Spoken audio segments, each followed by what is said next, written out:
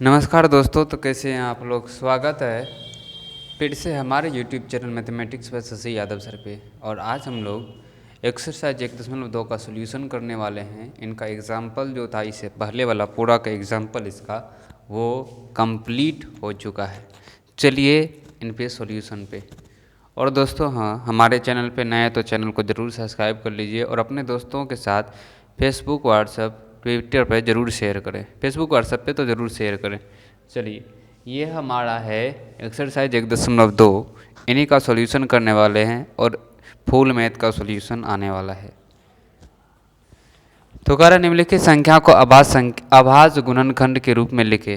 तो अभाज्य गुणनखंड के रूप में लिखना है। तो हम लोग जानते हैं दोस्तों कि अभाज्य गुणनखंड क्या होता है। अभाज्य गुणनखंड होता है, अभाज्य संख्या वो होते हैं जिनके केवल एक और जिसमें केवल एक और स्वयं से भाग लगता है, यानी जिसके केवल 2 गुणनखंड होंगे वो होगा एक और स्वयं। ठीक है, तो चलिए अभाज्य गुणनखंड विधि द्वारा इनको बनाते हैं। वैसी संख्या से भाग देंगे जो अभाज्य संख्या होगी। ठीक है, और वैसे भी हम लोग गुणनखंड जो भी होता है ना, अभाज्य गुणनखंड के द्वारा ही होता है। देखिए यहाँ पे सबसे पहले हमने सबसे छोटी संख्या 2 से भाग दिया 140 में, 2 से 70 में, 5 से 35 में, ये 7 से। ठीक है, तो 5 से दिए 7 बार में 140 बराबर आया 2 गुना 2 गुना 5 गुना 7। तो ये जितना भी संख्या है इसमें सभी अभाज्य संख्या है। ठीक है, तो बस ये हो गया आंसर, यही होता है अभाज्य संख्या। गुणनखंड कर देंगे। फिर देखिए 156 2 नंबर में लाए तो है 2 से दिए तो 78 बार में लगा, 2 से 39 बार में, 3 से 13 बार में। इसमें जितना भी संख्या अभाज्य संख्या है, बस हो गया। फिर तीसरी नंबर में देखिए 38 25 है, 3 से दिए तो 12 75 आया, 5 से दिए तो 4, फिर 3 से दिए तो 4 25 आया, 5 से दिए तो 85, 5 से दिए तो 17, तो फिर इतना आया। ठीक है, इनमें जितना भी संख्या अभाज्य संख्या के रूप में लिख दिए। फिर चौथा नंबर में देखिएगा तो हमारे पास है 5005, तो इसको 5 से दिए थे 1001 आया, 11 से दिए थे 143, और 7 से दिए थे 143, और 11 से दिए तो 13 आया। तो इसमें जो भी संख्या है वो अभाज्य संख्या 5 7 11 13। 74 29 में देखिएगा तो यहाँ हमने 7 से डिवाइड किया तो 437 आया, फिर 19 से डिवाइड किया तो 23 बार में लगा। ये सभी अभाज्य संख्या। बाकी इससे पहले किसी संख्या से भाग नहीं लगा, इसलिए हमने भाग नहीं दिया। जैसे 2 से नहीं भाग लगा, 3 से भाग नहीं लगा, 5 से भाग नहीं लगा, 7 से नहीं लगा, न 11 से लगा, न 13 से लगा। जो भी अभाज्य संख्या है पीछे इस 17 से पहले अभाज्य संख्या जो भी है, इससे पहले मतलब 17 से 13 तक में किसी से नहीं भाग लगा। 13 फिर हमने क्या किया, 17 से भाग दिया। 17 अभाज्य संख्या है तो हमारा क्या आया 437, फिर 19 से दिए तो 23 बार में। तो ये आ गया हमारा आंसर। यही हो गया अभाज्य गुणनखंड के रूप में व्यक्त करना। आशा करते होंगे इसे समझ गए होंगे आप। चलिए अब हम लोग का एक नंबर हुआ, दूसरा नंबर पे चलते हैं, क्वेश्चन पे, सॉल्यूशन पे दूसरा नंबर के।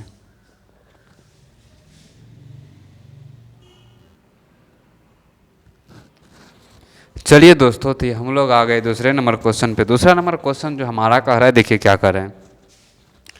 कह रहा है पूर्णांक के निम्नलिखित युग्मों का एचसीएफ और एलसीएम ज्ञात करें। इसकी जांच करें कि 2 संख्या गुणनफल बराबर एचसीएफ गुना एलसीएम होता है कि नहीं।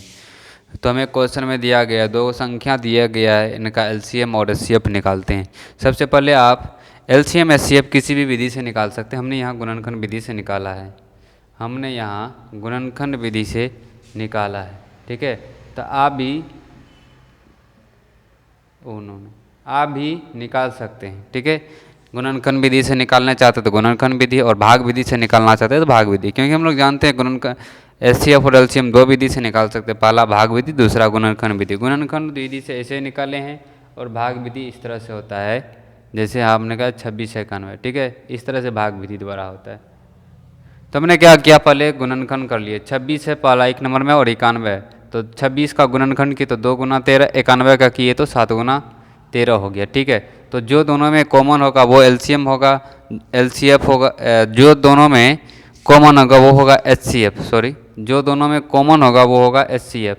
देखिए 13 और 13 दोनों में है, और देखिए 2 ऊपर है तो नीचे नहीं, 7 नीचे है तो ऊपर नहीं, यानी 13 है, सिर्फ क्या है 13 है ऊपर नीचे दोनों में, तो दोनों में कॉमन है 13, तो हमारा एचसीएफ इसलिए क्या हो गया 13, जो दोनों में रहेगा वो हो जाएगा एचसीएफ। फिर नीचे में देखिए एलसीएम वो होगा जो दोनों में होगा तो होगा ही, और जो दोनों में नहीं होगा वो भी होगा। देखिए 2 ऊपर है नीचे कहीं नहीं है तो 2 हो गया, फिर देखिए 13 ऊपर भी है और नीचे भी, 2 13 से 1 13 दिए।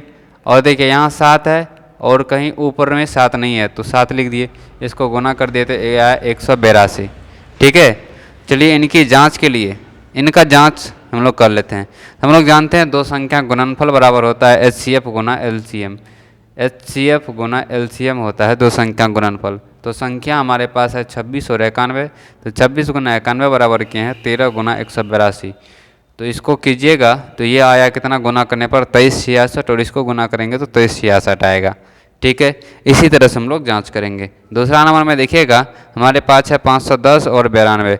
510 का गुणनखंड किए 2 गुना 3 गुना 5 गुना 17 आया, और 92 का जो गुणनखंड किए हैं 2 गुना 2 गुना 2 गुना 23 आया है। ठीक है, इसके बाद आता है हमारा एचसीएफ। एचसीएफ में आइएगा तो देखिए जो दोनों में कॉमन रहेगा वो होगा एचसीएफ। देखिए ऊपर 2 है, नीचे भी क्या है 2 है। इसके बाद देखिए ऊपर 3 है तो नीचे 3 नहीं है, ऊपर 5 है तो नीचे 5 नहीं है, ऊपर 17 तो नीचे 17 नहीं है, नीचे 2 है तो ऊपर कहीं, नीचे 2 है यहाँ पर, इस 2 के अलावा यहाँ पर तो दूसरा 2 कहीं नहीं है, 23 है तो 23 कहीं नहीं है। ठीक है, तो दोनों में जो है उसको कॉमन, देखिए 2 यहाँ भी 2 यहाँ पर भी है, 2 2 से 1 2 कॉमन निकला और किसी में नहीं है तो एचसीएफ हो गया 2। और एलसीएम हमारा आ गया, एलसीएम हो जाएगा जो दोनों में रहेगा वो तो होगा ही। देखिए दोनों में 2 है तो 2 तो हो गया। फिर देखिए 3 ऊपर है नीचे कहीं नहीं है तो 3 लिख दिए। 5 ऊपर में है लेकिन नीचे में नहीं है तो 5 भी हो गया। 17 ऊपर है नीचे में कहीं नहीं है तो 17 लिख दिए। फिर देखिए ये 2 नीचे है लेकिन ऊपर में अब नहीं बचा 2 तो 2 का 2 लिख दिया। 23 है तो 23 लिख दिया। ठीक है, इस तरह से हमारा जो गुना, इसका सबको गुना करने पर आया 23460 आया है। ठीक है, 23460 आया। जो दोनों में कॉमन रहेगा उसको लिखना है, जो नहीं कॉमन है उसको भी लिखना है। तो इसका जांच कर लेते हैं। दो संख्या गुणनफल बराबर होता है एचसीएफ गुना एलसीएम। हमने तो कर लिया दो संख्या 510 और 92, और एचसीएफ हुआ 2, एलसीएम हुआ 23460। देखिए दोनों को गुना करने पर बराबर आया तो हमारा आंसर क्या है, बिल्कुल सही है। हमारा आंसर बिल्कुल सही है। ठीक है, तीसरा नंबर क्वेश्चन में देखिए हमारे पास है 336 और 54।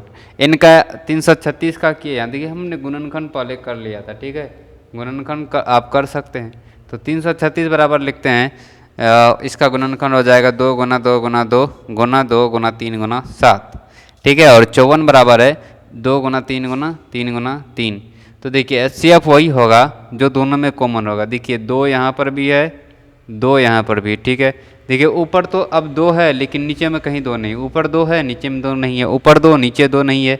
ऊपर 3 है तो नीचे भी क्या है 3 है कि नहीं। ऊपर 7 है नीचे 7 नहीं है, ऊपर नीचे 3 है ऊपर 3 नहीं है, नीचे 3 ऊपर 3 नहीं। तो 2 कॉमन आए, 2 से एगो 2 और 2 को 3 से एगो 3, तो हमने 2 गुना 3 6 हो गया एचसीएफ। और एलसीएम लेंगे, जो दोनों में होगा उसको तो लेंगे, जो नहीं होगा उसको भी लेंगे। देखिए इन दोनों 2 से एगो 2 आ गया। ठीक है, इन दोनों 2 से एगो 2 क्यों, दोनों में कॉमन है। इसके बाद देखिए 2 गुना 2 गुना 2 3 को 2 1 2 3 को 2। इसके बाद देखिए एगो 3 यहाँ पर एगो 3 यहाँ, 2 को 3 से एगो 3 निकाल ले। इसके बाद 7, इसके बाद देखिए 2 3 यहाँ पर भी है, 3 गुना 3, तो इसको गुना करने पर आया 2324। तो हम लोग जांच कर लेते हैं। दो संख्या गुणनफल बराबर होता है एलसीएम गुना एचसीएफ। तो हमने क्या, इसको गुना, दो संख्या 6 और एचसीएफ है इसका वो उल्टा कर दिए थे। तो दो संख्या जो इनका है 336 है, गुना करेंगे 54, और एचसीएफ आप कीजिएगा 6 गुना हो जाएगा, 6 गुना हो जाएगा 30 24। इनको गुना कीजिएगा तो ये हो गया 18 144 बराबर 18 144 आया। इसका अर्थ हुआ कि हमारा बिल्कुल जो आंसर निकालें एचसीएफ और एलसीएम बिल्कुल सही है। आशा करते हैं आप इस वीडियो को समझे होंगे। चलिए नेक्स्ट हम लोग 3 नंबर क्वेश्चन पे चलते हैं। ठीक है,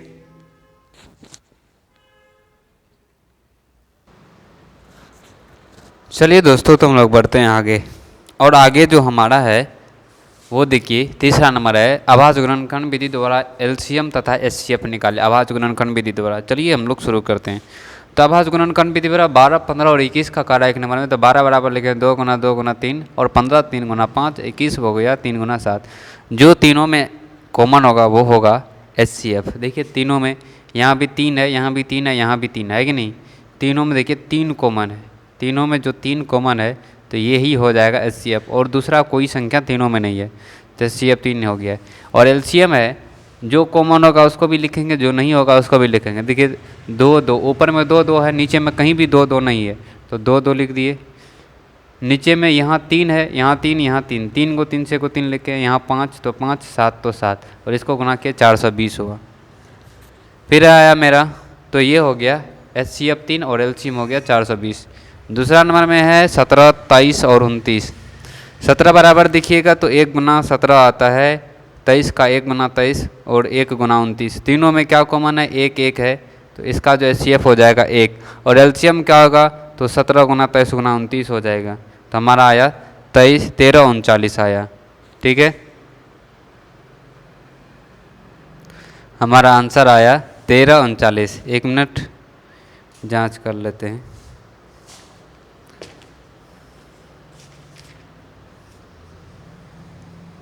गुना करने पर इसका जो भी हो वो आंसर हो जाएगा। ठीक है, गुना करने पर इसका जो भी होगा आंसर हो जाएगा। इसके बाद आता है हमारा, चलिए गुना करके देख लेते हैं, छोड़ दीजिए इसको, बाद में गुना कर लेंगे हम लोग। इसके बाद आता है 8 9 और 25। तो 8 बराबर लिखिएगा 2 गुना 2 गुना 2, 9 बराबर 3 गुना 3 और 25 बराबर 5 गुना 5। तो 2 दूनी 4, 3 तिया 9, 25 25। तो इसका HCF आएगा 1 और LCM आएगा 1800। ठीक है, इसके बाद आता है HCF। ठीक है, चौथा नंबर में एक और है कि HCF ऑफ, देखो HCF देखिए क्वेश्चन में दिया गया है 306 और 657 दिया गया है, बराबर है 9। 306 और 657 बराबर 9 दिया है, HCF है इसका। इन दोनों का जो HCF है 9 है, दिया कह रहा है कि LCM ऑफ इतना इतना, मतलब LCM ज्ञात करिए। हम लोग जानते हैं पहली संख्या गुना दूसरी संख्या बराबर क्या हुआ, गुना करके इसका, हाँ 11,339 होता है, 11,339 होता है, 13 39 लिख दिए तुम, 11,339 होता। ठीक है, इसके बाद पहली संख्या गुना दूसरी संख्या बराबर होता है LCM गुना HCF। तो हम लोग जानते हैं पहली संख्या ये दोनों में से पहली और दूसरी है 306 गुना 657, HCF इसका 9 दिया गया, तो 9 LCM हमें निकालना है, तो LCM की जगह LCM लिख दिए। ठीक है, इस फार्मूला को लगाएंगे, आपको जो भी पूछे, पहली संख्या पूछे या दूसरी संख्या पूछे, LCM पूछे या HCF पूछे, आपको इस फार्मूला से निकल जाएगा। तो हमने LCM बराबर लिखना है, तो ये बट्टे में क्या आ जाएगा, 9 आ जाएगा। तो हमने LCM बराबर लिखा 306 गुना 657 बराबर 9 आ गया। इसको 9 से कटाइएगा 73 बार में कटेगा, और इसको गुना कीजिएगा तो आएगा 22,338। इस तरह से हमारा जो है चौथा नंबर का LCM और HCF निकल गया। आशा करते होंगे तीसरा नंबर आप समझे होंगे, तीसरा और चौथा समझे होंगे। चलिए अब 5वां नंबर पे,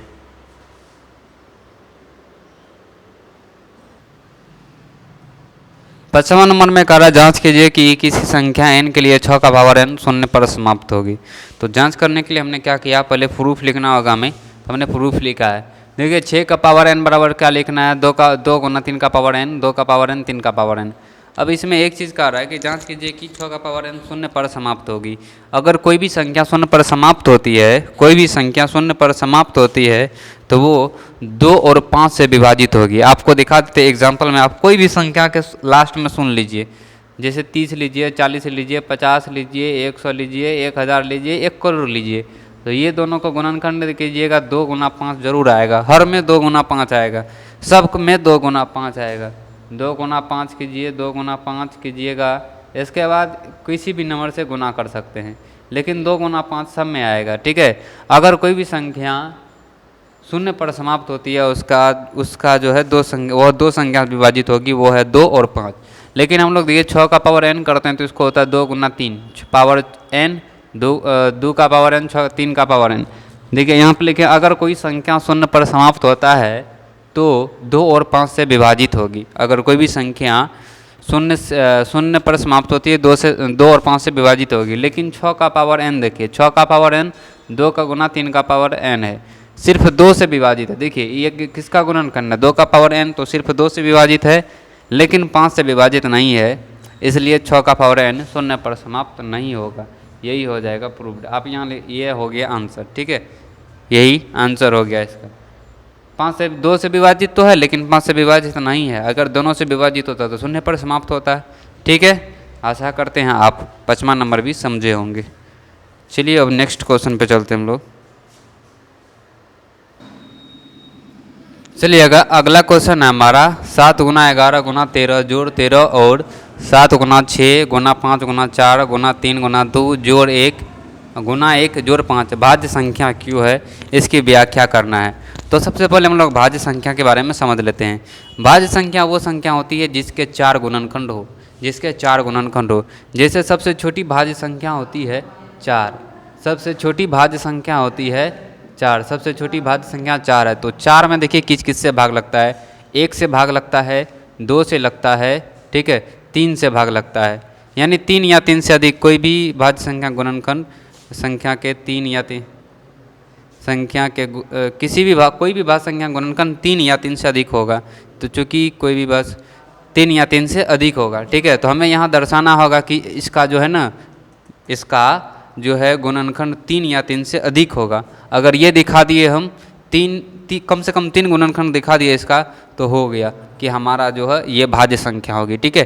जैसे सबसे छोटी भाज्य संख्या 4 होता है, तो हमने 4 को क्या दर्शाया, 1 से भाग लग जाता है, इसमें 2 से भी लग जाता है और 4 से भी लग जाता है। किससे लगता है, 4 से लग जाता है। तो ये हो जाएगी भाज्य संख्या 4 सबसे। फिर देखिए 5 में नहीं लगता भाज्य, 1 से लगता है और 5 से लगता है, तो ये भाज्य संख्या नहीं होगा।